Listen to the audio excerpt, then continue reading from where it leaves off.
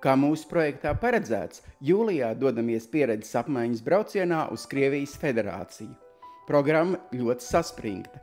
Jāapmeklē sociālais neatkarīgais sieviešu centrs Pleskavā, tad 4 sociālās institūcijas. Galvenā izpētes tēma – dzimuma līdztiesība. Tad vēl 2 dienas seminārs Pleskavas pilsētas sieviešu sociālajā centrā. Sadarbības līguma noslēgšana, diskusijas, intervijas. Pirmais apstāšanās punkts – Pečoru bērnu nams ar vairāk nekā 100 audzēkņiem. Kāds šeit audzināšanas modelis, kāda rezultāta dzimuma līdztiesības nodrošināšanā vislabāk var pastāstīt ilgadējā Pečoru bērnu nama direktore Vera Николаевна Печникова. Ну вот, если можете расскажите, вот какой у вас этот модель семейный вот существует в вашем детском доме? С 2000 года мы как-то взяли направление на создание условий для детей-сирот, приближенных к семейным. Стараемся, чтобы как-то сделать так, чтобы ребенку было уютно, комфортно, чтобы он мог получить какие-то навыки для последующей жизни, чтобы он нормально адаптировался в жизни. И с 2000 года ребята у нас проживают в группах, в простонародье у нас вот между собой называется это семья, которая имеет свою квартиру. Свою квартиру я потом могу вам показать, посмотрите эту квартиру. Это спальня, это игровые комнаты, учебная комната, ванна, туалет, душевые. В этой квартире проживают от 8 до 10 человек. Работают 2 воспитателя попеременно. Ну и принцип. Дети разновозрастные, разного возраста могут быть в группе.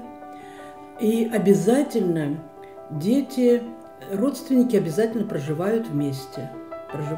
У нас даже есть комната, где живут только, например, 4 брата Гейзер, 4 мальчика, которые живут в одной комнате.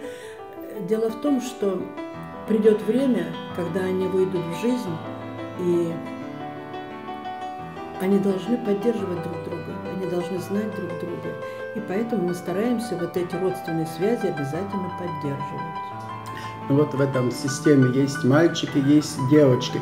Ну вот как роль, мальчиков, девочек, роль мужчины, женщины, вот как они распределяются, или они уже начинают понимать, кто за что отвечает, какие женские работы, какие мужские работы, как это, вот эти отношения. Прежде всего мы стараемся привить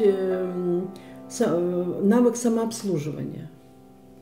И девочки, и мальчики у нас учатся пользоваться пылесосом, учатся пользоваться стиральной машиной, микроволновкой, электрическим чайником. Все это оборудовано, все это есть в группе. То есть они все должны, и мужчины, на мой взгляд, и женщины, они должны уметь ухаживать за собой. Но помимо этого, конечно, более сложную работу берут мальчишки на свои плечи. Например, там отремонтировать что-то, предположим, какую-то тяжелую вещь перенести, или там помогают вынести, например, тяжелые ковры, дорожки на улицу, чтобы выбить эти дорожки. Я считаю, что человек должен уметь это сделать.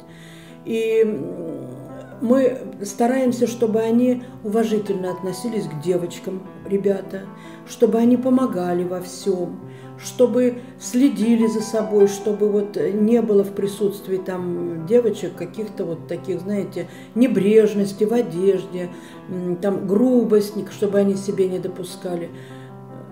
Поэтому решаем эти проблемы. А то, что дежурство по столовой, дежурят и девочки, дежурят и мальчики. Если необходимо вымыть посуду, моют и девочки, и мальчики. Bijušais bērnam audzēknis Nikolais Kruglovs pastāstīja, kā atradis ceļu dzīvē, pateicoties laikam, kad uzturējās Pečoru bērnamā, un šobrīd strādā prestīžā Pēterburgas skolā par fiskultūras skolotāju. Turpat Pečoros pilsētas 2. bērnam vadītāja Irina Šestova dalījās savā pieredzē Kā izskaidrot dzimumu līdztiesības jautājumus jauniešiem? Pleskaus pilsētas sieviešu sociālā centrā diskusijas un seminārs par sieviešu tiesībām un dzimumu līdztiesību. Tā kā nevalstisko organizāciju Krievijas federācijā nav daudz, tad šeit risina gan sadzīves, gan juridiska rakstura problēmas, kas aktuāls Pleskaus 500 000 iedzīvotāju lielajai auditorijai. SOS ciemats Pleskavā jau darbojas 8 gadus. Direktors Igors Toporovs zina daudz par Eiropas standartiem, jo šis SOS ciemats ir līdzīgs 10 citu Latvijā, Vācijā, Francijā, Austrijā, Lietuvā. Tēma dažādi dzimumi vienotas iespējas šeit tiek konkrēti realizēta darbībā. Tad ceļš uz Sortavaldes bērnu namu un atkal jaunas atziņas par dzimumu līdztiesību.